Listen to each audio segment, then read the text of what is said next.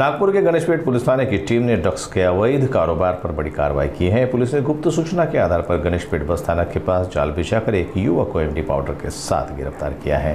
यह कार्रवाई 13 जुलाई 2025 की रात करीब 3:45 बजे से सुबह 6:15 बजे के बीच की गई। पुलिस को पुख्ता जानकारी मिली थी कि एक संदिग्ध युवक ड्रग्स की तस्करी के लिए आने वाला है। गणेशपेट बस थाना के सामने हेड़ाव भोजनालय के पास NIT कॉम्प्लेक्स रोड पर पुलिस ने घेराबंदी की। आरोपी को पुलिस ने गिरफ्तार कर लिया है। आरोपी के पास से 16.07 gram MD powder zip lock pouch में बरामद हुआ, जिसकी बाजार कीमत लगभग 1,67,700 रुपये आंकी गई है।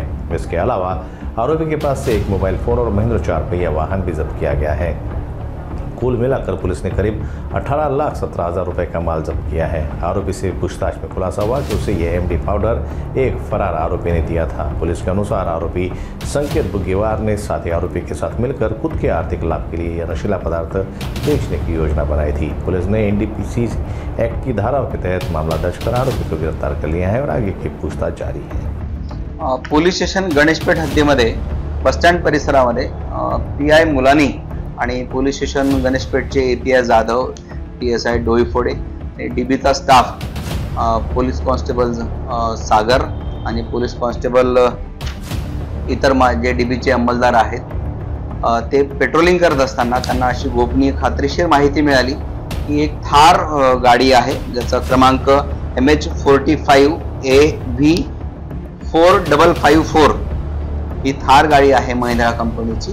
या थार गाडीमध्ये एक व्यक्ती MD जे ड्रग्स आहे ते डिलिव्हर करण्याकरता येणार आहे अशी खात्रीशीर माहिती मिळाली होती।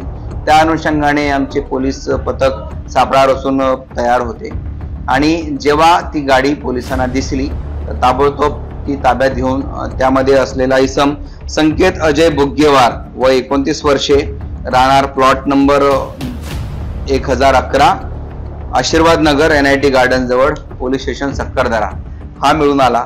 त्याची अंगझडती घेतली असता त्याच्यामध्ये त्याच्या खिशामध्ये एकूण 16 ग्राम 7 मिलीग्राम MD पावडर मिळून आली, ज्याची किंमत 1,67,000 अशी होत आहे। त्याच्याकडून तो MD पावडर नियमाप्रमाणे जप्त करण्यात आलेला आहे आणि आरोपीला अटक सुद्धा करण्यात आलेली आहे। आरोपीला अटक करून माननीय न्यायालयात हजर करून दिनांक 15 तारखेपर्यंत त्याचा PCR घेण्यात आलेला आहे।